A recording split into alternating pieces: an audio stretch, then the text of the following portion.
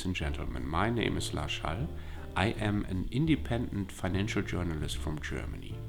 Recently, I have visited Zurich in Switzerland in order to visit the offices of Matterhorn Asset Management and to meet up with the founder and managing partner Egon von Greyerz for a special interview that you are now about to watch. Egon, are you a gold bug? That's an interesting question, Lars. But no, I'm not a gold bug. But about 12 years ago, we decided that the world was likely to be in a mess. And therefore, wealth preservation was absolutely critical. And throughout history, gold has been the best way to preserve wealth because every single paper currency has been destroyed. And gold is the only money that has kept its value and its purchasing power for 5,000 years.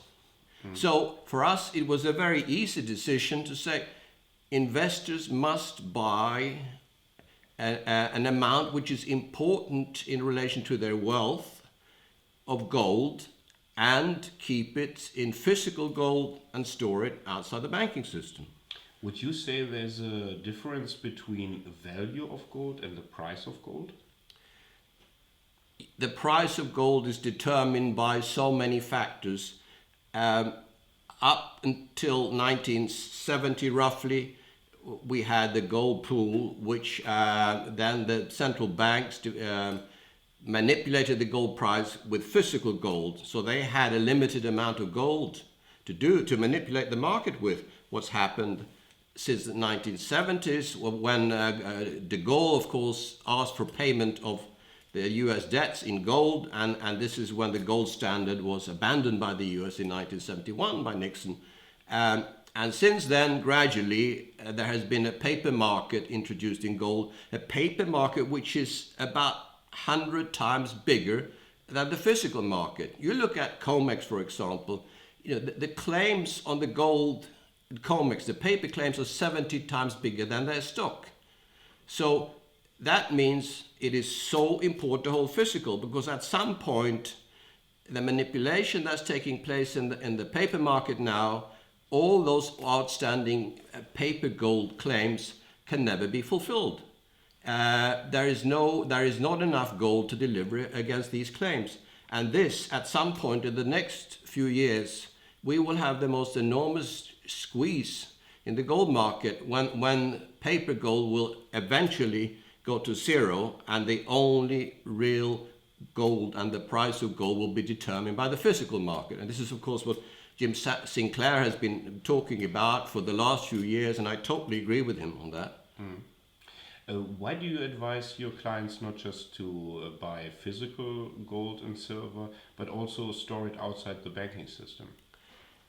For the simple reason that when you buy gold or silver for wealth preservation purposes, you must keep it in a way where you avoid counterparty risk. Now, to hold it in a bank, and if you look at the banking system, it almost went under in 2008. Today, the situation is worse than it was in 2008. If you look at borrowings, they have exploded in all countries. The US have been printing unlimited amounts since 2008. Europe has also, and China, for example, China's lending has exploded in the last 3-4 years, or in the last 5 years since 2008. They've gone up. The bank lending in China has gone up by 166% in the last 5 years. To 24 trillion. So even, you talk about bubbles in the West, but even in China, the banking system is becoming uncomfortably big. And then you have on top of that the shadow banking system.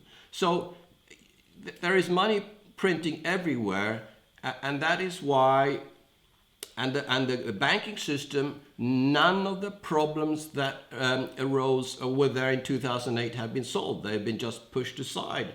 Banks are still valuing their toxic debt at whatever value they like, but certainly not market value, because if they did value it at market value, they would not survive today, the banks.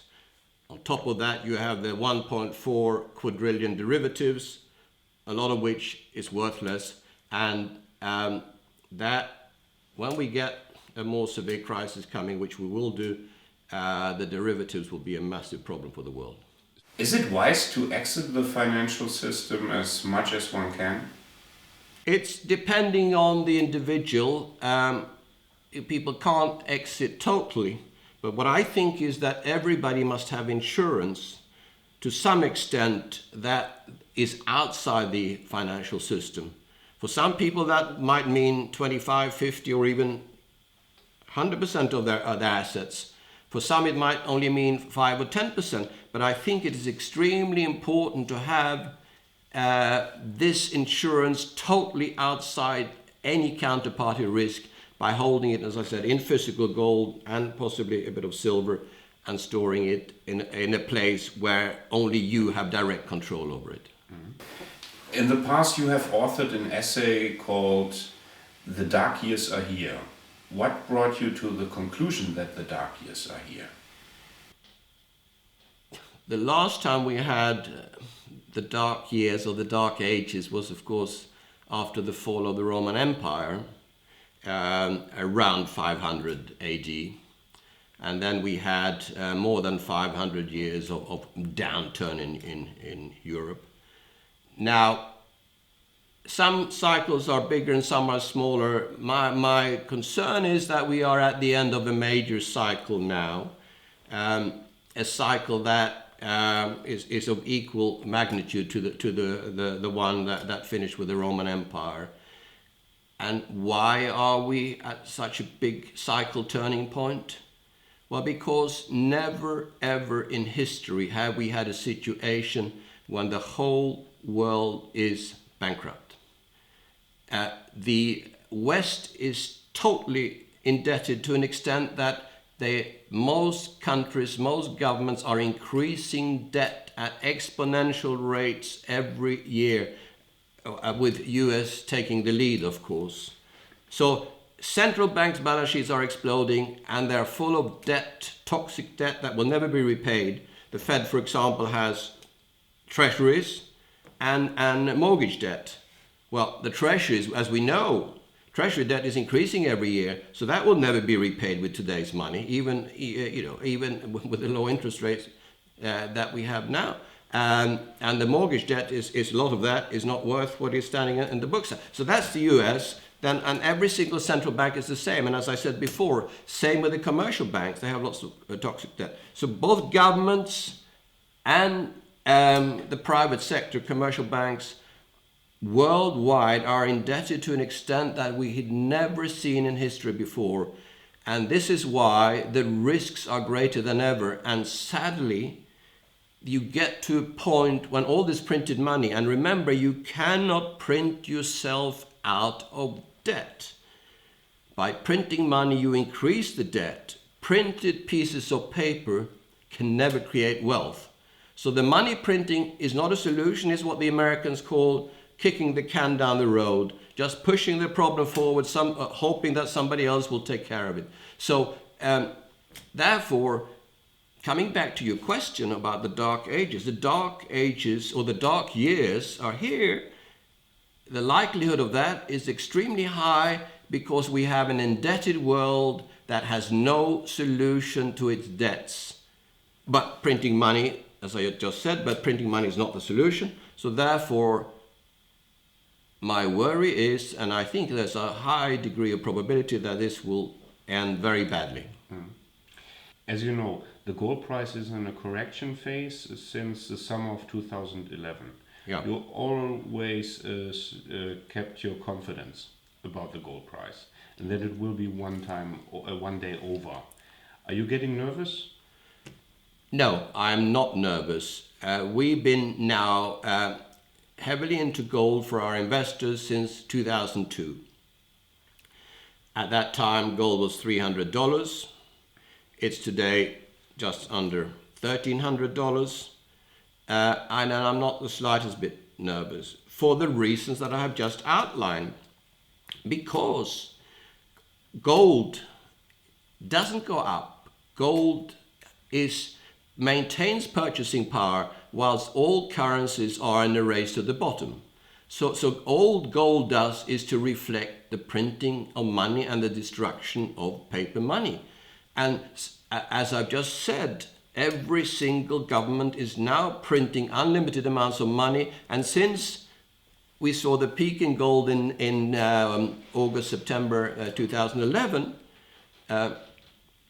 now gold has come down 25-30%, or a bit over 30% even.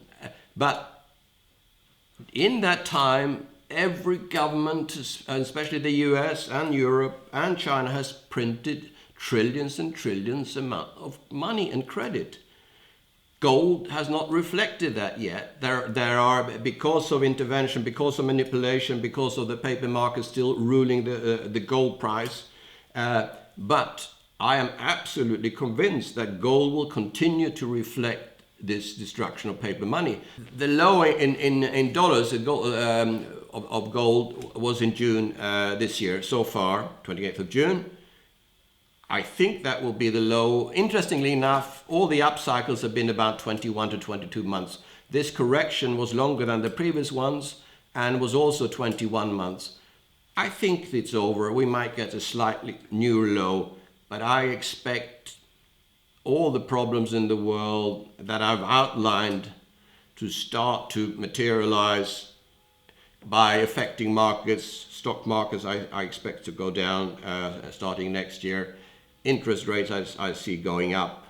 And most importantly, for the gold market, I see currencies and especially the dollar starting to fall heavily.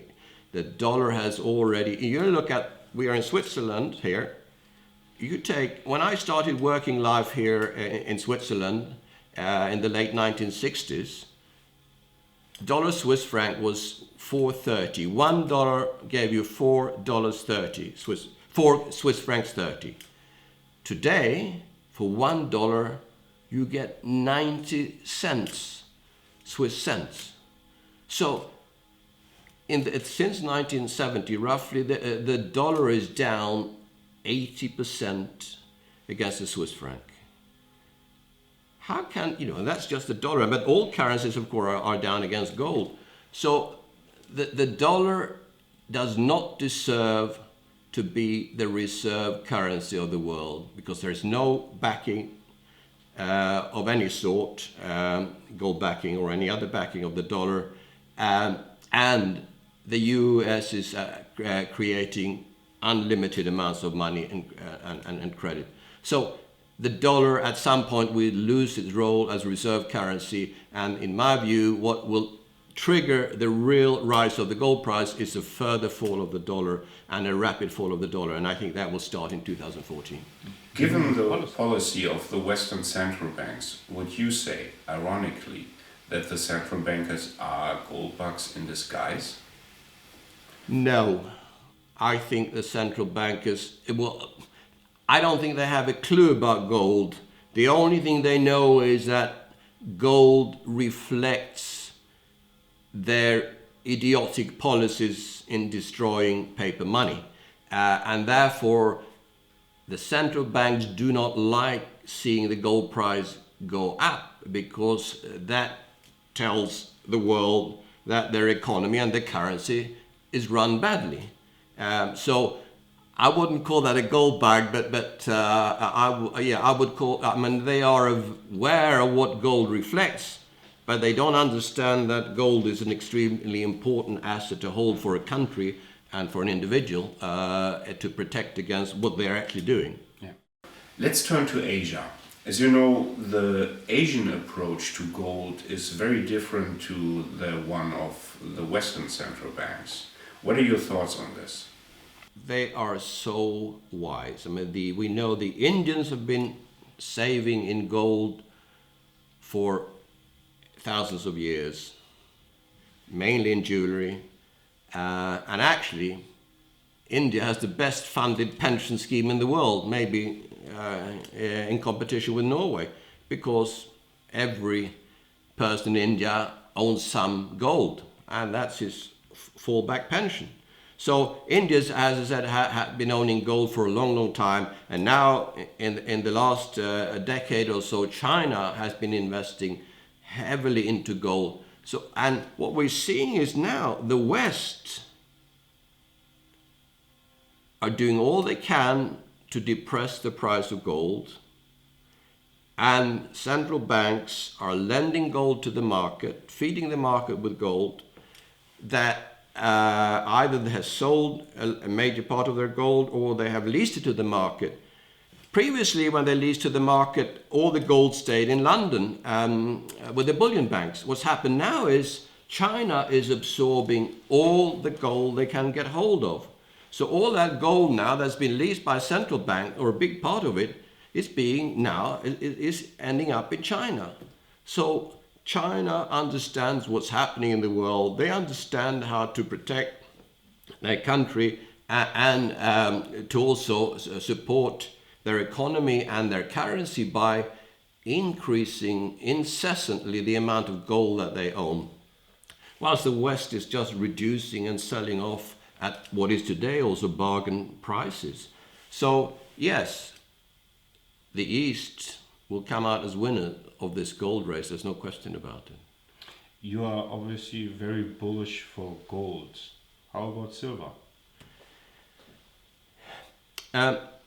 Gold is money, as I see it. It's not an investment, it's money. It's the only real money that has survived throughout the ages. Silver today used to be money, but today silver is an investment in money. And therefore, I think silver is likely to go up twice as fast as gold in the next few years. So the gold-silver ratio, which is now well over 50, will come down to maybe 20 or less. But the volatility of silver is such that we advise our investors not only to own a very small part of silver, if any, because it's all right when it goes up, but we've seen in the last in this century, since around 2000, we've seen silver go from $4 to $21, down to $8, up to $50, down to $17, and now we're around $19 today. That is more volatility than most investors can take, and therefore, as I said, if investors want to have a bit of fun, silver will give them the ride and of their lifetime, up and down, and they're likely at the end of the day to make a lot of money, but it could be quite an uncomfortable ride.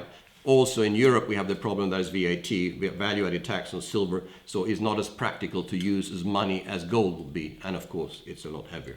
Yeah. Finally, Egon, where are we in 5 years from now? How will the world look like? That is a very interesting question because, I have for quite a long time forecast what's been happening in the last few years, and also forecast what I think will happen in coming years, which will not be pleasant for the world in my view. Now, although I've been totally right on the direction, I will admit that I thought things would happen more quickly than they have.